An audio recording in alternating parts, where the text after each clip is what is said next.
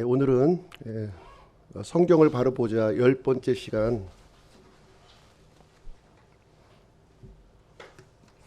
오늘은 성경을 바로 보자 10번째 시간 갖도록 하겠습니다.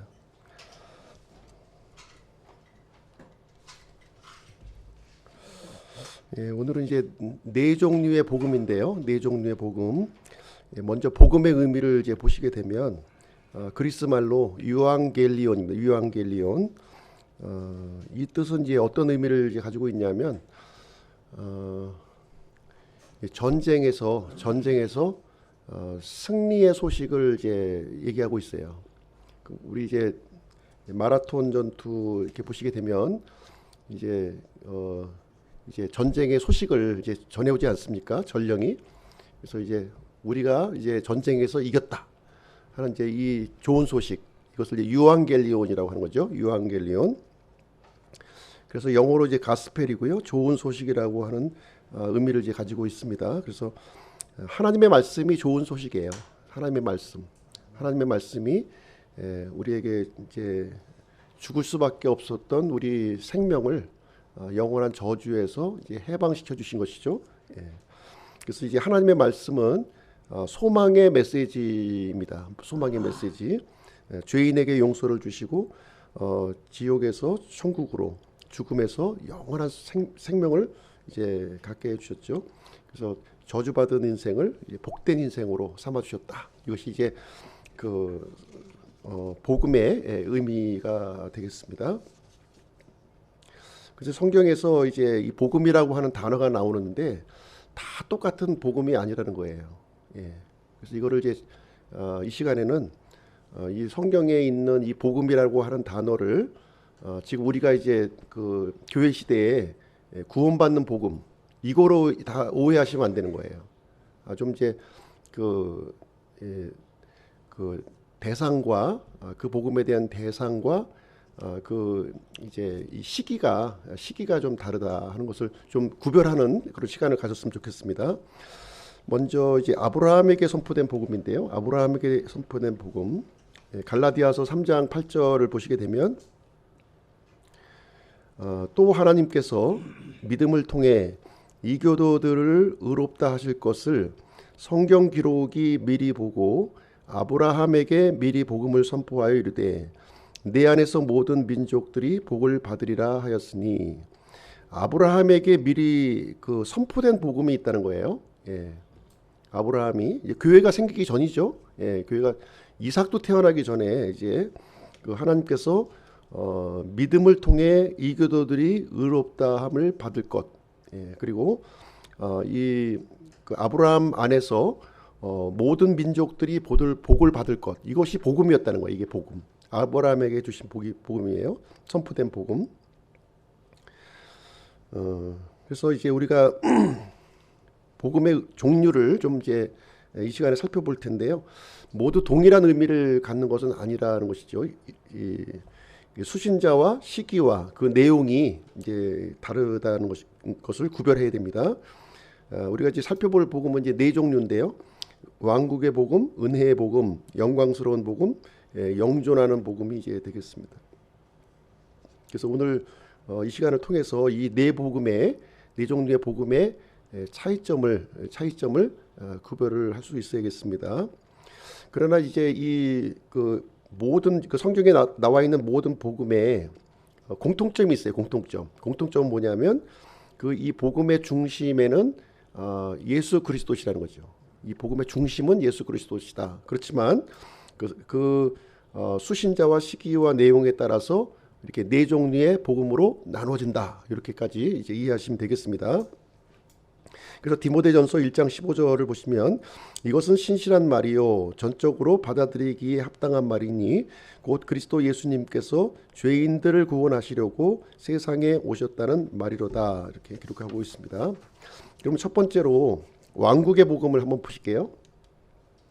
왕국의 복음.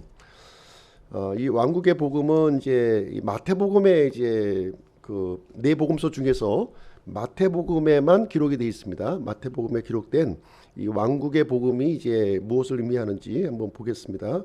누가복음 1장 32절, 33절을 보시면 보라, 내가 내 태에 수태하여 아들을 낳고 그의 이름을 예수라 하리라.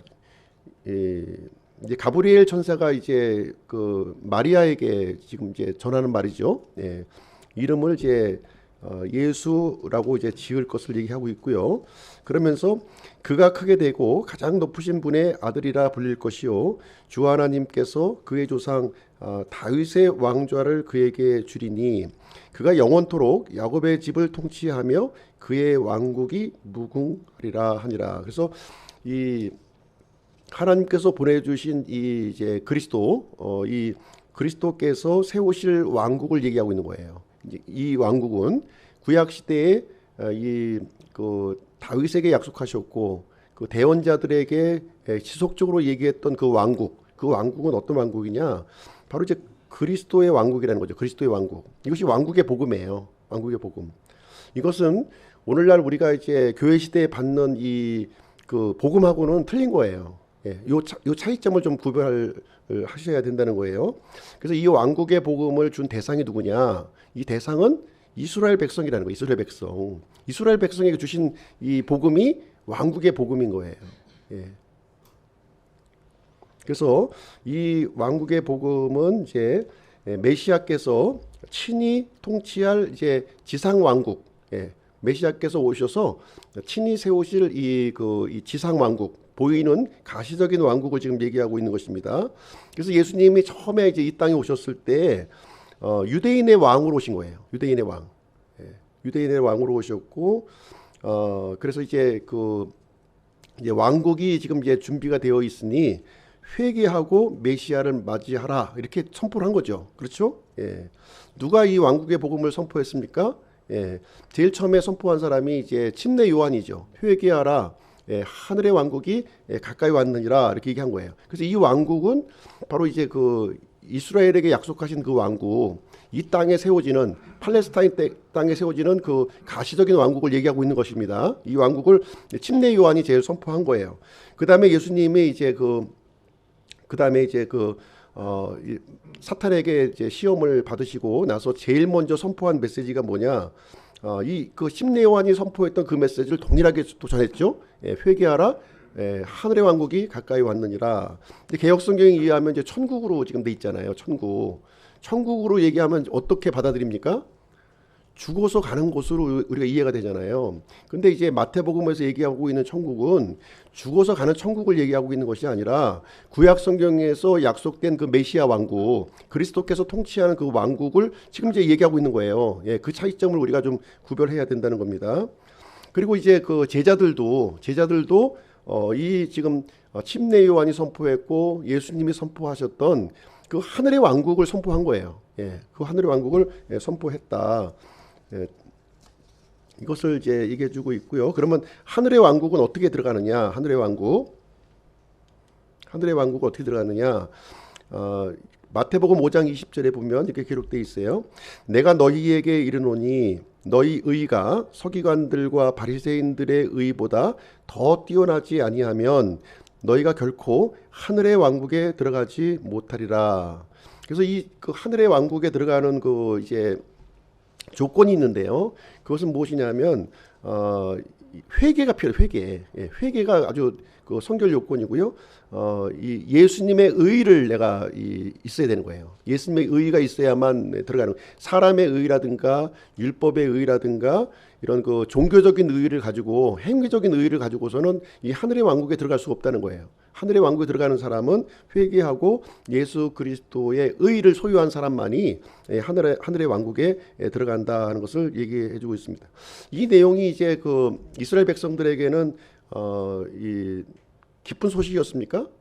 기쁜 소식이죠. 지금 로마의 식민지로 살고 있잖아요. 그러니까 그리스도께서 지금 이제 오셔서 이제 지상의 왕국을 이제 구약에서 약속한 그 왕국을 세운다고 하니까 매우 이제 이 기쁜 소식으로 이제 받아들여지게 된 것입니다. 그래서 정작 이제 하나님께서 약속하신 대로 예수님께서 이 땅에 오셨잖아요. 메시아로 오셨고 하늘의 왕국을 이제 선포하며 오셨는데 이 유대인들이 이 예수님을 메시아로 받아들였나요? 안 받아들였나요? 안 받아들였다는 거예요. 예, 그 내용이 이제 마태복음 8장에 이제 기록이 되어 있는 겁니다. 마태복음 8장 보시게 되면 또 내가 너희에게 이르노니 많은 사람들이 동서로부터 와서 아브라함과 이삭과 야곱과 함께 하늘의 왕국에 앉을 것이나 왕국의 자손들은 바깥 어둠 속에 쫓겨날 것이요 거기서 슬피 울며 이를 갈미 있으리라 이렇게 하고 있어요. 근데 이제 이 내용은 무슨 얘기냐면 하늘의 왕국은 누구에게 주어진 거예요? 이스라엘 백성들에게 주어진 거라는 거예요. 근데 막상 이 하늘의 왕국에 이제 앉을 사람들은 어떤 사람들이냐면 이방 민족 사람들이 많이 앉는다는 거예요. 이 하늘의 왕국에 정작 들어와서 앉는 사람들은 정작 이 이스라엘 자손들에게는 들은 바깥 어두운 데 쫓겨나서 슬피 울며 들어가지 못한다는 거죠. 이 하늘의 왕국에 정작 이스라엘 민족을 위해서 이제 하나님은 하늘의 왕국을 준비하셨지만 여기 들어가서 앉는 사람들은 이방인 들어가서 이렇게 앉게 되고 정작 이스라엘 백성들은 들어가지 못하는 이런 아이러한 일이 이루어진다 하는 것을 얘기해 주고 있어요. 그래서 초림하신 예수님이 하늘의 왕국을 선포하셨는데 이제 이스라엘 백성들이 이것을 이제 메시아로 받아들이기를 거절했잖아요. 예수님이 왕되심을 거절했단 말이에요. 그러다 보니까 이 유대인으로 향했던 이 왕국이 누구에게로 흘러가요? 이방인들에게로 흘러가는 거예요. 이방인들에게. 그래서 이방인의 구원이 이루어지고 교회가 세워진 거죠. 교회가 이 땅에 교회가 세워집니다. 그래서 이 왕국의 복음은 그래서 이제 교회 시대가 끝난 다음에 다시 한번 또 이렇게 전해지게 되는 거죠. 그렇죠? 전해지게 되는 일이 이제 생기게 된 겁니다. 그래서 교회 시대가 끝난 다음에 왕국의 복음은 다시 한번 선포가 된다는 거예요. 그 내용이 마태복음 24장 14절에 있는 것입니다. 왕국의 이 복음이 모든 민족들에게 증언으로 온 세상에 선포되리니 그제야 끝이 오리라. 그러니까 교회가 휴거가 되고 이 땅에 이제 7년 환란기를 통과하게 되는데 그때 이스라엘 백성들에게 다시 한번 이 왕국의 복음을 받아들일 수 있도록 기회가 주어진다는 거예요. 그때 기회가 주어지게 되는 것이죠. 그래서 이때 이 환란기 때 전해지는 이스라엘 백성들을 위해서 전해지는 이 복음이 바로 왕국의 복음이라는 것이죠. 왕국의 복음. 그래서 예수님의 초림 때 연기되었던 복음이 이제 예수님의 재림 때 다시 한번 선포되는 내용이 이제 되는 것입니다. 그래서 이 왕국의 복음이라고 하는 것은 오늘날 우리에게 이제 전해지는 은혜의 복음이 아니에요. 이스라엘 백성들을 대상으로 세워지는 이 복음이 되겠습니다. 이 땅에 세워지는 메시아 왕국, 그리스도 왕국을 이제 알려주는 그 복음이 이제 되겠습니다. 두 번째로 이제 하나님의 은혜의 복음인데요. 하나님의 은혜의 복음은 교회 시대에 지금 우리가 이제 우리에게 주어진 복음이에요. 이제 이 두 번째는 요 내용을 한번 보시도록 하겠습니다. 로마서 1장 16절 보시게 되면 로마서 1장 16절 내가 그리스도의 복음을 부끄러워하지 아니하노니 이는 그 복음이 믿는 모든 자에게 구원을 주시는 하나님의 권능이기 때문이라 먼저는 유대인에게요 또한 그리스도인에게로다. 자, 그럼 이 은혜의 복음은 이제 어떤 복음이냐? 이 은혜의 복음은 구원의 복음을 얘기하고 있는 거예요. 구원의 복음. 오늘날 우리가 구원받는다 했을 때 전해지는 이 복음이 이제 되겠습니다. 이 복음은 모든 인류에게 대상으로 주어지는 복음이에요. 모든 인류. 그러니까 죄인된 유대인, 죄인된 이방인. 그래서 믿음으로 하나님의 의로움을 받는다고 하는 이 복음이 이제 되겠습니다. 이것은 어떤 율법의 행위나 이런 것으로 주어지는 것이 아니라 오직 믿음으로만 하나님의 은혜로 받는 그 구원을 얘기해주고 있습니다. 그래서 이 은혜의 복음, 이것은 구원의 복음은 여러 가지 이름으로 이제 불려져요. 여러 가지 이름으로 다양한 이름으로 이제 불려지는데 그 다양한 이름을 한번 보겠습니다. 첫 번째는 그리스도의 복음이라고 불러요. 그리스도의 복음. 그리스도의 복음이라고 부르는데 갈라디아서 1장 6절 7절 보시게 되면 그리스도의 은혜 안으로 너희를 부르신 분을 너희가 이렇게 속히 떠나 다른 복음으로 옮겨가는 것을 내가 이상히 여기노라. 그것은 또 다른 참 복음이 아니며 다만 너희를 어지럽히고 그리스도의 복음을 왜곡하려 하는 어떤 자들이 있도다. 여기 그리스도의 복음이 나오죠. 이 그리스도의 복음이 오늘날 은혜의 복음이요 구원의 복음이라는 거예요. 이 그리스도의 복음으로도 이제 성경에 기록이 되어 있는 것이죠. 요 내용이 이제 강조하는 내용은 무엇이냐? 이 복음이 예수 그리스도의 공로로 이루어졌다는 거예요. 예, 전적인 공로로 예수님의 이 성경 기록대로 죽으시고 또 땅에 묻히시고 성경 기록대로 다시 부활하신 내용. 이제 성경 기록을 예수님이 성취하심으로 말미암아 이제 이루어진 그 복음을 얘기하고 있는 거예요. 전적으로 예수님의 사람의 어떤 행위라든가 사람의 어떤 그 노력 선행이 개입되지 않은 순수하게 예수님의 공로를 통해서 얻어진 이 복음, 이것이 은혜의 복음이요 구원의 복음이다. 이렇게 성경은 알려주고 있는 것이죠. 두 번째는 이 복음을 하나님의 복음이라고도 불러요. 하나님의 복음. 하나님의 복음이라고 부릅니다. 고린도후서 11장 7절이에요. 내가 너희를 높이려고 나 자신을 낮추어 하나님의 복음을 값없이 너희에게 선포함으로써 너희를 걸려 넘어지게 하였느냐. 그래서 이 하나님의 복음이 나오는데 이것이 은혜의 복음, 구원의 복음이다 하는 거예요. 이것이. 그래서 이제 이 하나님의 복음이라고 특별히 이렇게 지칭해서 하고 있는 이 내용은 무엇이냐면 이 복음은 하나님께서 시작하신 복음이라는 거예요. 하나님께서 시작하시고 하나님께서 이렇게 마치신 복음이라는 의미에서 하나님의 복음이라고 부르는 것입니다. 그래서 이 삼일체 하나님이 이 복음에 이제 개입을 하셨는데요. 아버지 하나님께서 계획하셨고, 그렇죠? 예, 아들 하나님께서 실행하셨고, 성령 하나님께서 이렇게 적용하시는 이 복음, 이것이 바로 이제 하나님의 복음이 이제 되겠습니다. 그리고 세 번째로 이 구원의 복음, 은혜의 복음을 또 이제 무엇이라고 부르냐면 화평의 복음이라고 부릅니다. 화평의 복음. 예. 화평의 복음, 이게 들어보셨죠? 화평의 복음. 로마서 10장 15절에 보시면 보내어지지 아니하였다면 그들이 어찌 선포하겠느냐. 이것은 기록된 바 화평의 복음을 선포하며 좋은 일들의 반가운 소식을 가져오는 자들의 발이 어찌 그리 아름다움과 함과 같으니라. 이 화평의 복음이 이제 전달되어졌다고 하는 것인데요. 이것은 무슨 얘기냐면 이 구원의 복음을 통해서 결과적으로 이제 화평을 가져왔다는 화평. 어떤 화평이에요? 하나님과 죄인된 우리 사람 사이의 화평이 이제 이루어졌다는 거예요. 이 막힌 담이 이제 완전히 이제 해결되었다는 것이죠. 예, 그래서 원수 관계였던 이 관계가 동맹 관계가 되었고, 죽음에서 생명으로, 슬픔에서 기쁨으로, 어둠에서 빛으로 이렇게 인도해주는 이 화평의 복음이 이제 되었다 이렇게 얘기해주고 있습니다. 그리고 이 은혜의 복음은요, 은혜의 복음은 네 번째로 구원의 복음이라고 부르는 거예요. 구원의 복음. 네, 구원의 복음이라고 이제 부릅니다.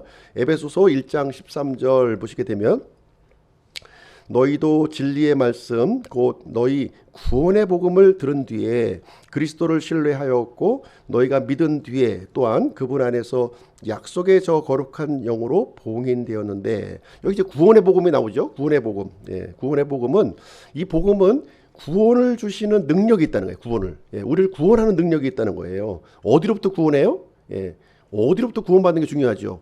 예, 죄로부터 구원받는 거예요. 죄로부터 구원받는 것이고, 마귀로부터 구원받는 것이고, 사망으로부터 구원받는 것이고, 세상으로부터 구원받는 거예요. 근데 오늘날 이제 구원받았다고 얘기하는 사람들이 다시 죄로 돌아가고, 다시 마귀에게로 돌아가고, 다시 이제 사망이나 세상으로 돌아가는 것들을 우리가 그 현상을 보는데, 그것은 무슨 이유냐면 내가 어디서 구원받는지 모르기 때문에 그런 거예요. 예. 그래서 우리가 구원의 복음이라고 하는 것은 죄로부터 마귀로부터 세상으로부터 구원받았다고 하는 사실을 우리가 이제 알고 있어야 되는 것이죠. 다섯 번째로 이제 이 은혜의 복음은 하나님의 은혜의 복음이라고 부르는 하나님의 은혜의 복음. 사도행전 20장 24절에 이제 사도 바울이 지금 언급한 내용인데요. 이 일들 중 어떤 것도 결코 나를 움직이지 못하며 또한 내가 나의 생명을 내게 귀한 것으로 여기지도 아니하노니 이것은 내가 나의 달려갈 길과 기쁨으로 끝마치고 주 예수님에게서 받은 사역 곧 하나님의 은혜의 복음을 증언하는 일을 기쁨으로 끝마치려 함이니라. 그래서 그 사도 바울이 이제 에게 맡겨졌던 복음, 사도 바울에게 맡겨졌던 복음이에요. 이 복음이 바로 하나님의 은혜의 복음이었다는 거예요. 하나님의 은혜의 복음이었다. 이 얘기는 무슨 얘기예요? 사도 바울이 어떤 사람이었습니까? 과거에 죄인들의 우두머리였잖아요. 교회를 이렇게 박해하고 그리스도인들을 죽이고 이렇게 했던 그 살인자였어요. 근데 하나님께서 이 사도 바울을 은혜로 이렇게 건져주시고 이 하나님의 일을 이게 맡겨주신 거잖아요. 그래서 이 복음을 이제 사도 바울이 이렇게 얘기한 겁니다. 하나님의 은혜의 복음이라는 거예요. 은혜로 나를 건져주셔서 하나님의 이 귀중한 일에 내가 쓰임받는 일꾼으로 삼아주셨다. 그래서 내가 그 일을 이제는 기쁨으로 이제 감당한다 하는 내용을 여기서 해주고 있는 것입니다. 그래서 하나님의 은혜를 강조하고 있는 거죠. 지금 이 복음은 하나님의 은혜로 주었다는 거예요. 우리 사람의 어떤 노력과 이런 받을 만한 그런 것이 없었음에도 불구하고 하나님이 이 자격 없는 이 죄인에게 선물로 거저 주었다는 것을 우리는 자랑할 것이 아무것도 없다는 것을 여기서 말해주고 있는 내용이 되겠습니다. 그래서 오늘날 이 교회 시대에 이제 전해지는 이 복음, 우리가 이제 받아들인 이 복음이 은혜의 복음인 거예요. 은혜의 복음을 얘기하고 있습니다. 근데 이 은혜의 복음에는 다른 복음이 있어요. 다른 복음. 은혜의 복음에 반대되는 복음이 있다는 거예요. 다른 복음. 다른 복음이라고 해서 이제 어떤 특별히 새로운 복음이 있는 것이 아니라 은혜의 복음을 이렇게 훼손시키는 복음. 이것이 바로 이제 다른 복음이 이제 되겠습니다. 그래서 사도 바울이 갈라디아서 1장 6절 9절에서 이 다른 복음에 대해서 설명해 주는 거예요. 은혜의 복음이 아닌 다른 복음을 지금 얘기해 주고 있는 것입니다. 그리스도의 은혜 안으로 너희를 부르신 분을 너희가 이렇게 속히 떠나 다른 복음으로 옮겨가는 것을 내가 이상히 여기노라. 그것은 또 다른 참 복음이 아니며 다만 너희를 어지럽히고 그리스도의 복음을 왜곡하려 하는 어떤 자들이 있도다. 하지만 우리나 혹은 하늘로부터 온 천사라도 우리가 너희에게 선포한 복음 외에 다른 어떤 복음을 너희에게 선포하면 그는 저주를 받을지어다. 우리가 전에 말한 것 같이 그렇게 내가 지금 다시 말하노니 만일 어떤 사람이 너희가 받아들인 것 외에 다른 복음을 너희에게 선포하면 그는 저주를 받을지어다. 그래서 다른 복음을 전하는 사람에게는 지금 저주를 받는다는 얘기를 두 번씩 반복하고 있는 거죠. 두 번씩 이렇게 반복하고 있는 것인데 이것은 그리스도의 복음을 왜곡하는 거라는 거예요. 그리스도께서 주신 이 복음을 이게 왜곡하는 복음이라고 얘기를 해주고 있습니다. 그래서 우리는 이제 이 참복음, 그리스도의 복음이 참복음인데요. 참복음이 아닌 다른 복음을 우리는 이제 분별할 수 있어야 된다는 것이죠. 그래서 항상 명품이 있으면은 이제 가품이 있는 거죠. 가품. 가품에는 가품이 없어요. 가품은 가품을 만들 필요가 없는 거죠. 그렇죠? 이 명품이 있기 때문에 가품이 있는 건데 그리스도의 복음은 참으로 이제 이 명품 복음인 거죠. 참 복음인 거예요. 그렇기 때문에 거짓된 복음, 이 다른 복음이 이제 있다는 사실이에요. 다른 복음에 대한 분별을 우리가 좀 분명하게 이제 우리가 분별할 수 있어야 되는 겁니다. 다른 복음의 특징은 세 가지가 있는 거예요. 세 가지가 있는 거예요. 우리가 참된 거를 알고 있다면 이 다른 복음에는 세 가지가 있다. 그것은 이제 마귀가 창세기에서 아담과 이브를 이렇게 유혹할 때 사용했던 방법이에요. 하나님의 말씀, 진리인 하나님의 말씀을 이렇게 다른 말씀으로 이렇게 바꿀 때 사용했던 방법인데요. 세 가지 방법을 씁니다. 오늘날에도 똑같이 써요. 하나님도 변하지 않지만 마귀도 변하지 않는다는 거예요. 마귀도 변하지. 똑같은 방법으로 이 시대에 과거에도 그랬고 지금도 그렇고 앞으로도 이제 이 일을 마귀는 변함없이 한다는 것인데요. 그 방법이 뭐냐면 첫 번째는 더하는 거예요. 더하는 것이 다른 복음이에요. 더하는 것. 그리스도의 복음에 뭔가 더하는 것은 다른 복음이다. 예를 들면 우리가 믿음으로 구원받는 건데요. 예수님의 공로로 구원받는 건데 여기다 뭔가 이제 첨가시키는 거죠. 인간의 행위라든가 뭐 의식이라든가 뭐 이런 여러 가지 다른 것들을 첨가하는 것이 바로 다른 복음이라는 거예요. 여기에 대한 분별력을 가지고 있어야 순수한 것만 우리가 붙들고 있어야 되는데 여기다 뭐 첨가하는 것이 뭐 오늘날에서는 뭐 굉장히 좋은 것으로 지금 많이 얘기하잖아요. 그렇죠? 근데 이 진리에는 이 첨가하는 거는 잘못된 거예요. 다른 복음이에요. 다른 복음의 특징입니다. 그래서 이제 이 갈라디아서가 그 얘기를 해주고 있는 건데요. 이 이 믿음에다가 뭔가 이렇게 더하는 거죠. 그렇죠? 예, 할례라든가 뭐 침례를 받아야 된다든가 안식일을 지켜야 된다든가 뭐 여러 가지 이렇게 뭔가 이게 첨가시키는 것. 이것은 다른 복음이라는 겁니다. 두 번째는 빼는 거예요. 빼는 거. 빼는 것도 잘못된 거예요. 그래서 하나님께서 이제 예수 그리스도의 그 죽음과 부활을 말씀하셨잖아요. 예, 죽음과 부활을 얘기했는데 부활을 빼버리는 거예요. 부활을. 아니면 또 죽음을 빼버려. 십자가를 빼버리든가. 이런 것들이 바로 이제 다른 복음인 거예요. 그렇죠? 예. 그래서 영적인 면만 강조한다든지 아니면 이렇게 너무 이제 인성만 예수님의 인성만 강조한다든지 이런 것들은 다른 복음이라는 것입니다. 그래서 예수님은 어떻게 오셨어요? 예, 참 하나님이시며 참 사람이신 거예요. 참 사람. 예. 너무 하나님에 대한 영적인 부분만 막 강조하고 예수님의 인성을 부정하는 사람들이 이제 생기는 거죠. 예, 그래서 이 과거에도 이런 그 사람들이 많이 있었어요. 그렇죠? 예수님의 인성을 부정하는 사람, 예수님이 육체로 오신 것을 부정하는 거예요. 예. 특히 이제 그 영주주의자들이 이제 영은 선한 것이고 육체는 악하다. 그래서 이제 예수님이 이렇게 육체를 입고 오실 수가 없다는 거죠. 그렇죠? 예, 예수님이 오신 육체는 실제 육체가 아니라 이런 이제 이렇게 신학적으로 가현설이라고 가현설 그냥 이렇게 눈에 보이게 나타난 것이지 실제 육체를 입은 것이 아니다. 이렇게 또 주장하는 이단들이 이제 있는 거예요. 그래서 이게 뭐 진리 한쪽 측면만 이렇게 얘기하는 거예요. 한쪽 측면만 하나만 이렇게 왜곡되게 이제 한 거죠.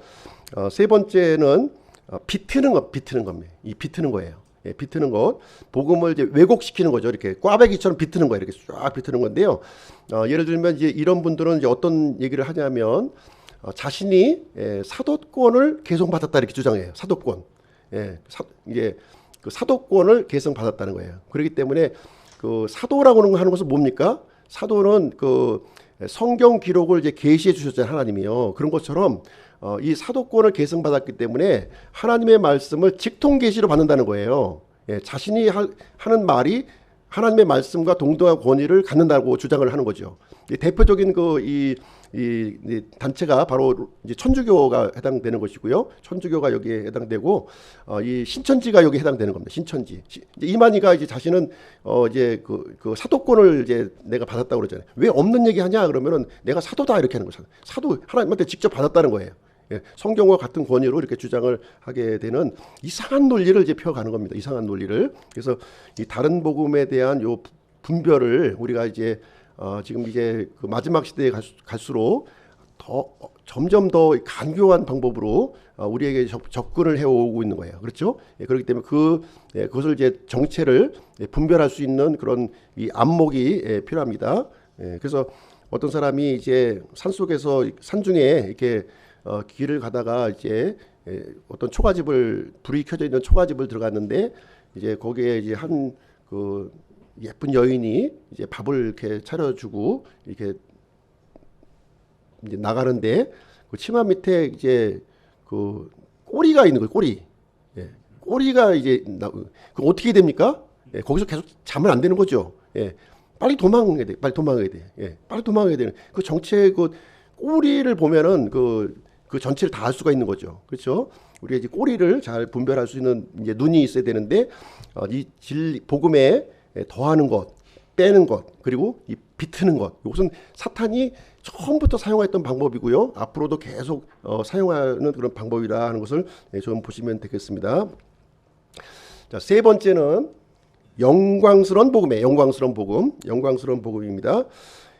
영광스러운 복음은 어디에 나오냐면 히브리서 2장 10절에 이제 등장하고 있는데요. 2장 10절 한번 제가 읽어드리겠습니다. 자신을 위해 모든 것을 존재하게 하시고 또 자신으로 말미암아 모든 것을 존재하게 하시는 그분께서 많은 아들들을 영광으로 데려가시는 일에 그들의 구원의 대장을 고난들을 통해 완전하게 하심이 그분께 합당하도다.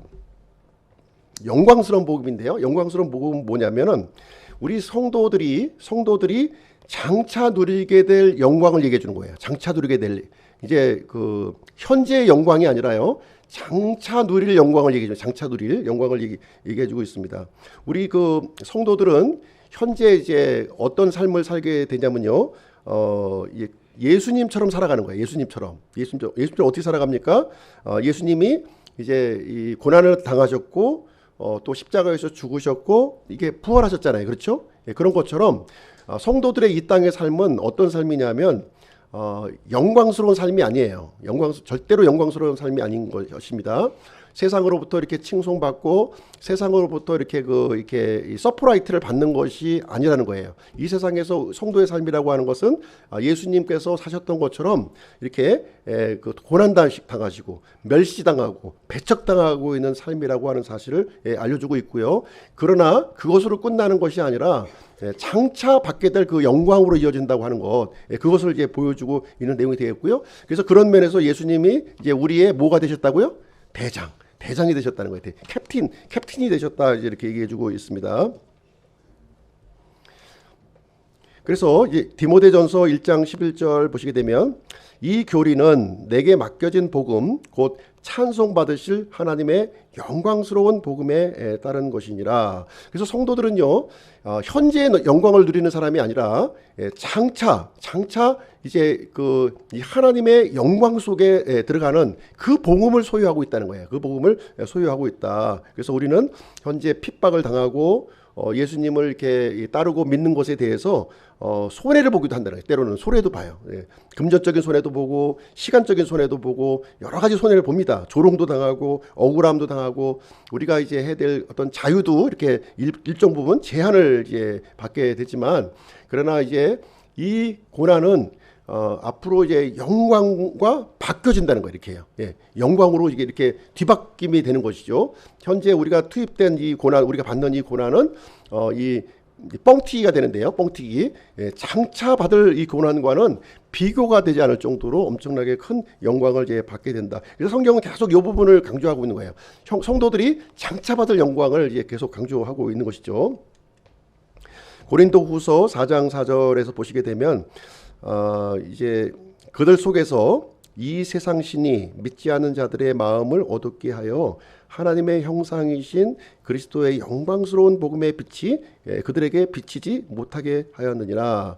이 마귀는 이제 이렇게 얘기하는 거예요. 계속 이 영광스러운 그 장차받을 성도의 영광을 바라보지 못하게 하는 거죠. 그 오빠 그 예수님 믿느라고 손해 보잖아. 이렇게 왜 그렇게 그렇게 구차하게 그렇게 살아?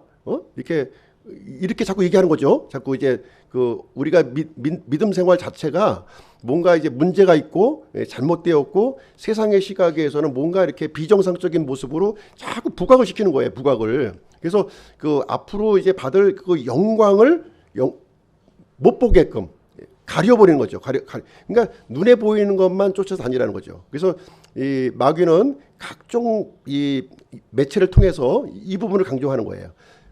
보이는 것만 믿어. 보이는 것만 믿으라는 거예요. 돈이 최고야. 돈 없으면 살 수 있어? 돈이 있어야지. 그래서 돈과 이런 그 눈에 보이는 것을 쫓아서 살아가도록 자꾸 이렇게 우리를 이제 압박을 하는 거죠. 이런 여러 가지 면에서. 근데 그것이 이 세상을 살아가는 논리에는 맞을 수가 있어요. 맞을 수가 있는데 우리는 이 세상의 삶만 사는 것이 아니죠. 우리는 이 세상의 삶으로 끝나는 게 아니에요. 우리는 더 큰 영원한 세상에 있는 거죠. 빙산을 보시게 되면 빙산의 일각만 보고서 살 수는 없는 거죠. 빙산 밑에 있는 90% 이상의 엄청난 그 영역을 우리를 보아야 되는 건데 마귀는 그거를 못 보게끔 만드는 거예요. 못 보게 만드는 거예요. 그래서 이 하나님의 형상이신 그리스도의 영광스러운 복음의 빛을 비치지 못하도록 이렇게 해서 예수 그리스도를 받아들이지 못하게 한다는 것입니다. 그래서 예수님과 함께 우리에게 주어지는 영광은요, 참 이 세상에서 이제 하고는 비교가 안 되는 영원한 거라는 거예요. 영원한 영광, 영원한 생명, 영원한 통치, 영원한 상급, 영원한 복을 성경은 우리에게 분명히 이제 가르쳐 주고 있는 것이고요. 우리는 이 땅의 삶을 얼마든지 투자할 수 있다는 거죠. 얼마든지 투자할 수 있다는 거예요.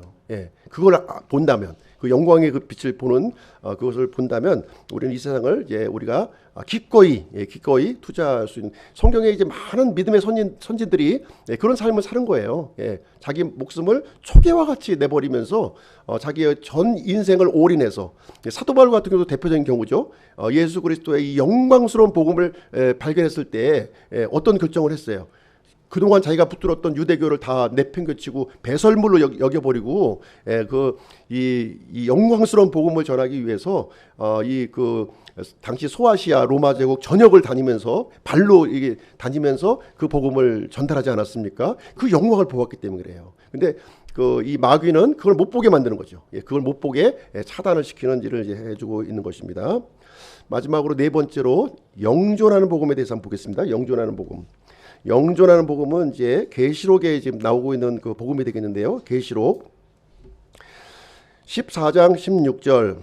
또 내가 보니 다른 천사가 하늘 가운데로 날아가고 있는데 그가 땅에 거하는 자들 곧 모든 민족과 족속과 언어와 백성에게 선포할 영존하는 복음을 가지고 있더라. 그래서 영존하는 복음이 여기 이제 등장하고 있는 거예요. 이 영존하는 복음을 전달하는 주체가 누구냐? 바로 천사들이 전한다는 거예요. 천사들이 이제 언제예요? 이 시점이 환란기 시점이 환란기 지금 환란기 그 상황에서 사람이 이 영존하는 복음을 전하는 것이 아니라 천사가 전한다는 거예요. 하늘의 천사가 이제 전달하게 되는데, 그리고 이 상황을 우리가 좀 이제 우리가 이해할 필요가 있는 거죠. 7년 환란기는 어떤 그 시점입니까? 적그리스도가 이 통치하는 그 세계예요, 지금. 그래서 교회는 다 예수님의 공중재림으로 이제 들림을 받았죠. 들림을 받아서 이 땅에는 이 세상의 창건 이후로 경험하지 못한 엄청난 이 재앙이 이제 퍼부어지고 적그리스도가 이제 이 통치하는 그런 시스템이란 말이에요. 이 시스템에서는 하나님을 믿는 것이 쉬워요, 어려워요? 쉽습니까, 어렵습니까? 지금도 어렵지만 그때는 더 어렵다는 거예요. 왜냐하면 그때 이 적그리스도는요, 무엇을 강요하게 되냐면 짐승의 표를 이제 강요하는 시대라는 거예요. 짐승의 표를 받지 않으면 이제 그 경제 생활을 할 수 없는 그런 지경에 이른다는 거예요. 그러니까 무서워서, 무섭기도 무섭지만 하나님을 믿는다고 고백한다는 것이 불가능한 시대예요. 불가능한 시대에. 그러니까 이제 믿는 사람들은 어떻게 하겠습니까? 이제 이 지상에는 이제 없는 것이고요. 우리 초대교회처럼 그 지하 감옥으로, 지하 뭐 어떤 이런 사람들을 이제 피해서 이제 숨는 거죠. 이렇게요. 다 숨어버리는 거예요. 그러니까 지금 정상적으로 생활하는 이 당시에는 복음을 전할 사람이 없는 거예요. 사람이. 드러내놓고 죽임을 당하니까, 순교를 당하니까, 얘기하는 족족 순교를 당하는 시대라는 거예요. 그러니까 누가 복음을 전하냐면 천사들이 이제 이 영존하는 복음을 이제 전달하게 되고요. 그리고 또 이제 7년 환란기 때는 이제 두 복음이 전달되는 거예요. 유대인들을 위해서 왕국의 복음이 선포가 되고, 그다음에 또 이제 이런 이제 일반 이방인들을 위해서 영존하는 복음이 선포가 되는 거예요. 두 개의 복음이 이때 이제 선포가 되는 그런 상황이 이제 되겠습니다. 굉장히 아주 그때의 상황은 말로 표현할 수 없을 정도로 준지옥에 해당되는 그런 시점에서 이제 이 내용이 이제 진달이 되는 것입니다. 그래서 영존하는 복음의 그 내용이 어떤 내용이냐면, 왕국의 복음은 뭐 이제 아까 얘기했으니까 아시겠죠? 이제 메시아께서 이제 지상 재림하시게 되면 이제 이 땅에 가시적인 유대인 중심의 왕국을 세울 것이다 하는 것이 이제 왕국 복음이 되는 것이고요. 그럼 이 영존하는 복음은 무엇이냐? 14장 7절에 나와 있어요. 14장 7절에 영존하는 복음의 내용이 나와 있습니다. 그러니까 천사예요. 천사가 큰 음성으로 이르되 하나님을 두려워하고 그분께 영광을 돌리라. 그분의 심판의 시간이 왔으니 하늘과 땅과 바다와 물들의 근원들을 만드신 분께 경배하라. 이렇게 하고 있습니다. 그러니까 이 심판이 이제 하나님의 심판을 전달하는 복음인 거예요. 이 심판의 전달입니다. 그래서 심판이 이제 적그리스도의 통치가 지금 진행되고 있지만 하나님의 또 이 마지막 심판이 지금 이제 예비되어 있다는 것을 얘기해주고 있어요. 그래서 이 두려워할 대상은 적그리스도가 아니라 하나님을 두려워야 되는 거죠. 하나님을 두려워야 되는 거예요. 하나님께 영광을 돌려야 되는 것이죠. 그래서 지금 이 땅을 통치하고 있는 이 적그리스도와 그 추종자들은 어떻게 될 것이다? 완전히 이제 멸망할 것이라는 거예요. 지금 강력한 힘을 지금 발휘하고 있지만 하나님께서 이제 이 그 적그리스도를 멸망시키고 이제 하나님의 심판의 시간이 이제 다가왔다 하는 것을 이제 여기해주고 있는 것이죠. 그래서 이 둘 중에 하나를 선택하라는 거예요. 둘 중에 하나. 적그리스도를 선택할 것이냐, 아니면 이 모든 이 만물의 근원을 만드신 하나님을 경배할 것이냐. 이것이 이제 아마 어떤 선택으로 주어지게 되냐면 당시에 이 짐승의 표를 받는 것으로 아마 이제 이것이 보여질 거예요. 믿음이 내 믿음이 이것으로 나타난 겁니다. 믿음이 없는 사람들은 적그리스도의 표를 다 받을 것이고요. 그러나 믿음이 있는 사람들은 적그리스도의 표를 거부할 겁니다. 거부한다고 하는 거는 이제 그 당시에 어떤 그 제도적인 시스템을 내가 거부하고 이제 한다는 거죠. 그렇기 때문에 아마 심각한 그 어려움에 이제 직면하게 될 것이죠. 그래서 어쨌든 구원받은 유대인과 이방인들에게는 좋은 소식이라는 거죠. 이제 이 시대는 곧 이제 막을 내리고 하나님의 이 영원한 통치 시대가 임한다고 하는 그것이 이제 기쁜 소식이 이제 되어질 것입니다. 자, 그래서 오늘은 이제 네 종류의 복음, 그러니까 왕국의 복음, 그렇죠? 그다음에 은혜의 복음, 세 번째 어떤 복음이에요? 영광스러운 복음, 영광스러운 복음. 네 번째 영존하는 복음. 이렇게 네 가지 종류의 복음이 있다 하는 것을 이제 오늘 말씀드렸습니다. 결론을 내리겠습니다. 이 네 종류의 복음을 말씀드렸지만 이 복음이 이제 차이점을 분명히 말씀드렸어요.